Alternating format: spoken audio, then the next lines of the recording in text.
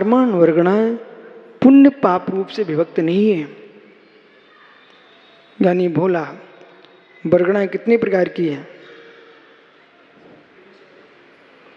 Doctor Mehta नकल नहीं कराने का। वर्गणाएं कितनी प्रकार की हैं? मुमुक्षु भोला वर्गणाएं कितनी प्रकार की हैं? हैं?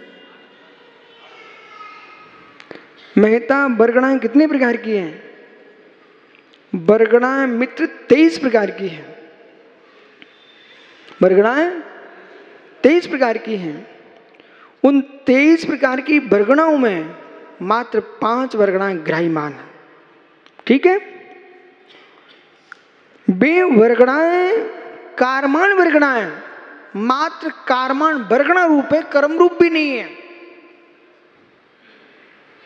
कारमान वर्गणाएं वर्गणा रूप है, कर्म रूप भी नहीं है। सूक्ष्म है, सूक्ष्म भी नहीं है। क्या हुआ है?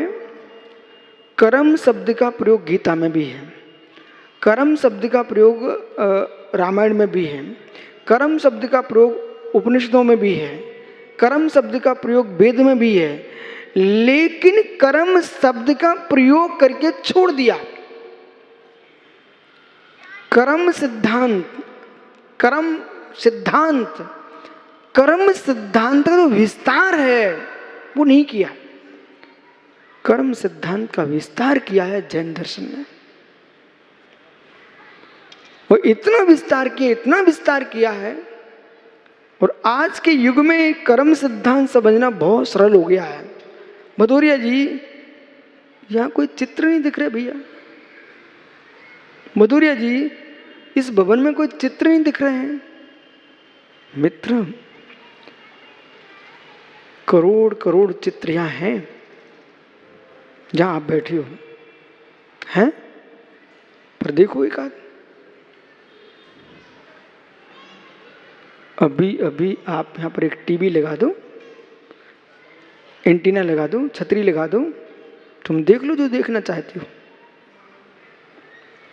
मोबाइल पे देख लो, बेतरंगे यहां पर है कि नहीं?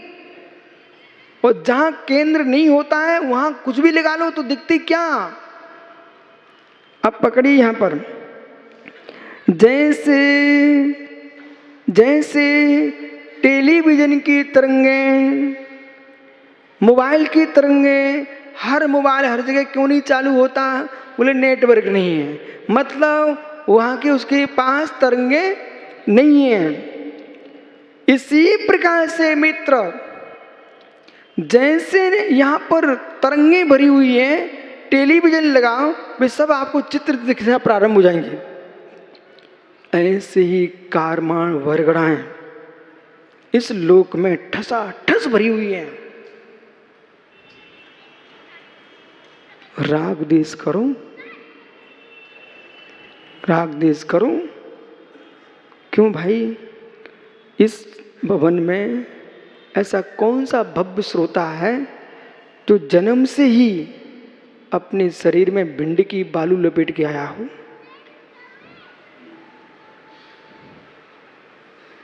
यहाँ की रेत लपेट के आए क्या सुशील भैया? माँ के उधर से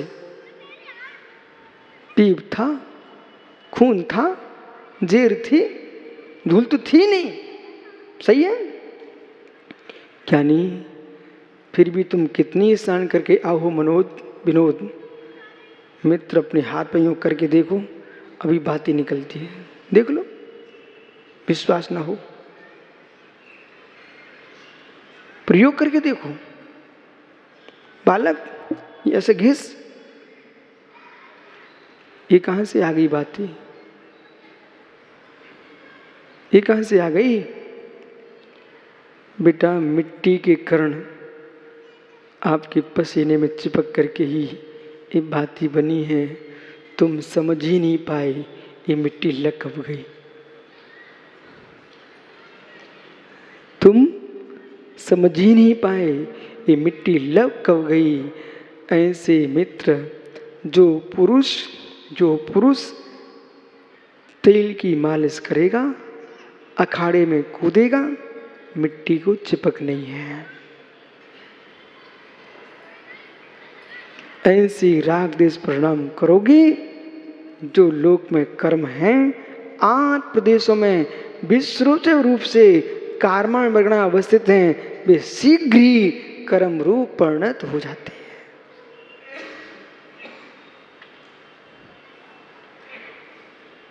विधि हमने पूरी आपको बता दी। अब तुम ये नहीं कह सकते हो किनके पास बड़ा पुण्य है, किनके पास कमजोर है।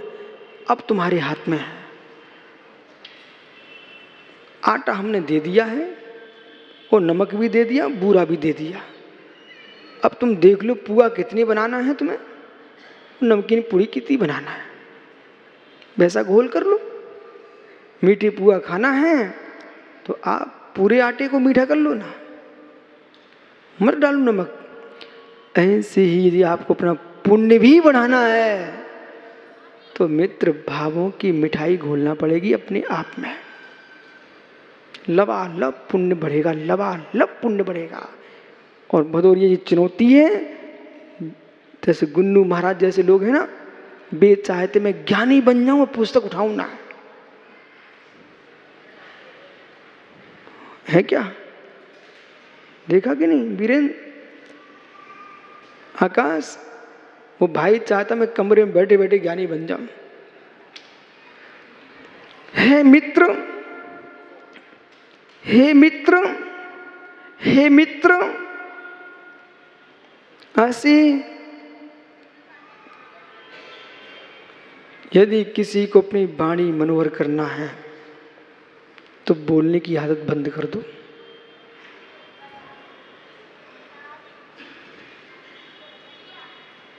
बोलने की आदत बंद कर दो, कम बोलना प्रारंभ करो। जितना कम बोलोगे उतनी आवाज तुम्हारी मीठी होगी, और जितना अधिक बोलोगे उतनी फटे बांस जैसे हो जाओगे। कम बोलो। जैसे घी तेल का प्रयोग करते हो वैसे पानी का प्रयोग करो, जैसे सोने चांदी का प्रयोग करते हो, हीरे मोती का, वैसे वचनों का प्रयोग करो।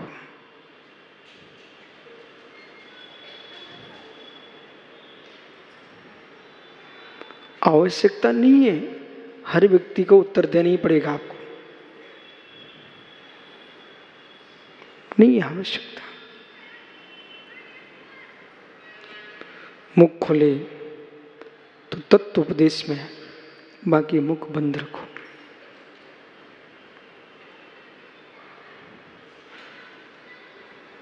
देखो काल न्याय, मात्र मैंने अभी आपको काल द्रव्य का स्वरूप बताया है, अभी काल ने प्रारंभ नहीं हुआ। ये क्या बोला? काल का स्वरूप बोला है,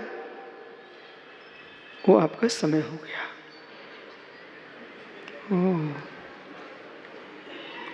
पर इतने निर्णय आज आपके मस्तिष्क में हो जाना चाहिए कि अब अच्छी तरह समझ में आ चुका है, काल है, काल है, मापक है, कारक मापक है। काल है अस्ति, नास्ति नहीं उसकी, अस्ति। अस्ति काय है? अस्ति काय है? अस्ति है, काय नहीं है। काल द्रव्य अस्ति है, काय नहीं है। अस्ति सत्ता है, सत्ता है, दो प्रवड्ड रूप हो। सुनाओ गाथा स्वातम।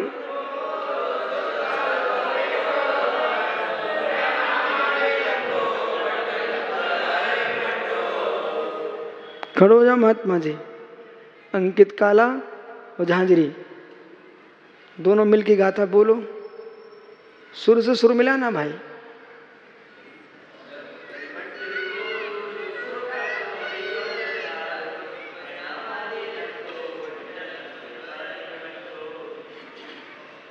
एक गाथा तुम्हारा परमन नहीं कराएगी, काल भी तुम्हारा परमन नहीं कराएगा। तुम्हारा परमन हो रहा है सो गाथा बता रही है, वो काल बता रहा है। विराजो। अब यहां देखो, इसी काल में ये दो का तो चेहरा प्रसन्न हो रहा है, वो देवास देखो रो रहा है। काल वही है, चेहरा देखो आप उसका। अब भोला सोच रहा भैया हम क्या करें, अब तुम क्या करो, ये काल का दोष नहीं है, क्योंकि अब तुमको तत्व समझ में आ गया है, ये तुम्हारा दोष है। तुम क्या करो। बोले हम क्या करें, अब तुम क्या करो, जो है सो है।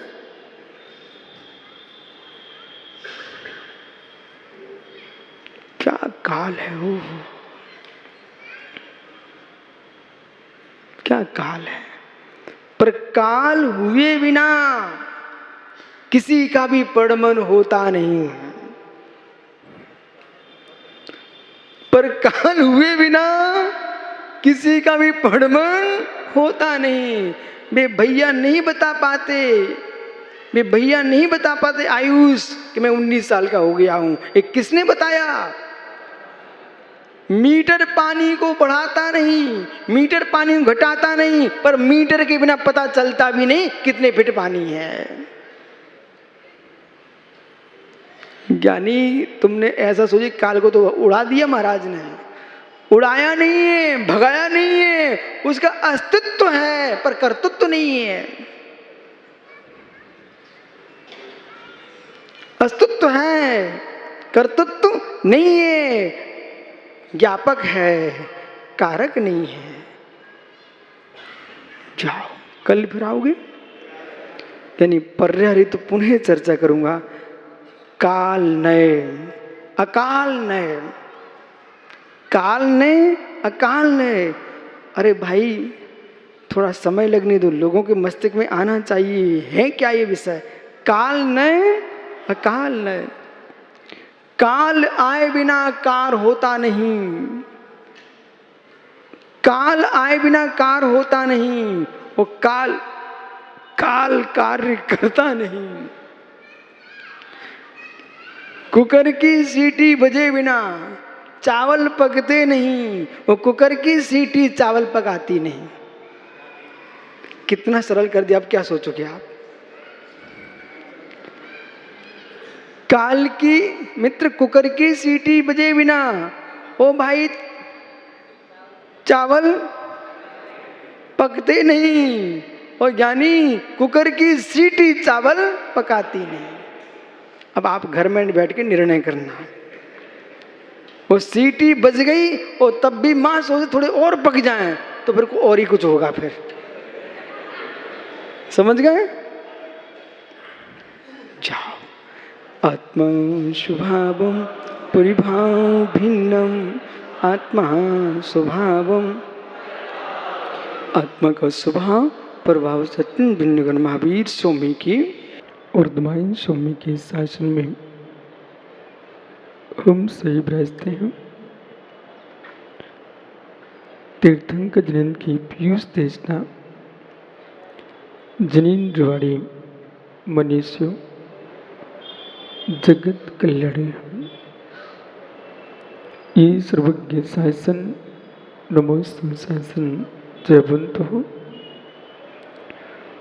जयवंत वितराग श्रवण संस्कृति। भगवान सर्वज्ञ देव ने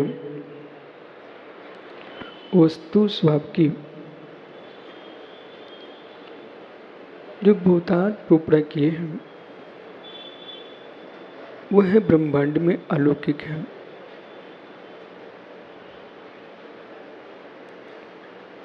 सत्यार्थ को समझना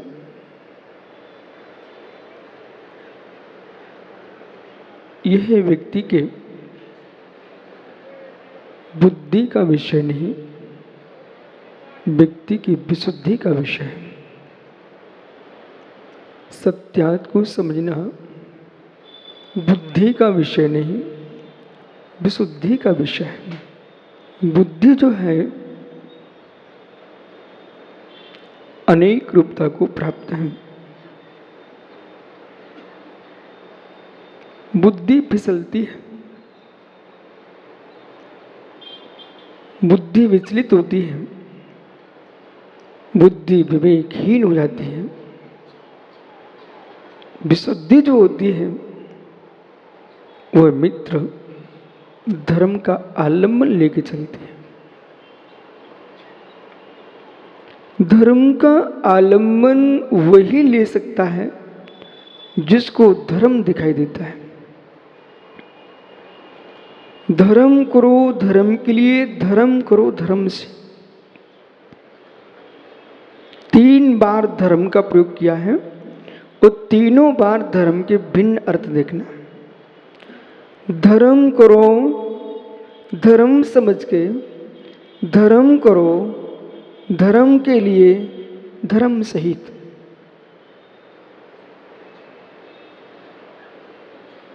जो पुण्य क्रिया कर रहे हैं आप, उसे भी लोक में धर्म का है। पूजन पाठ कर रहे हो वह भी धर्म है। भगवान का आराधना कर रहे हो यह भी धर्म है। लेकिन ज्ञानी ये धर्म जो है समता धर्म के लिए है, उत्तम क्षमा के लिए है, उत्तम मार्जव के लिए है, उत्तम आर्जव के लिए है, उत्तम सत्य सोच के लिए है, उत्तम त्याग तप के लिए है, यानी उत्तम आकिंचन ब्रह्मचर्य के लिए है। पर एक किसके लिए है?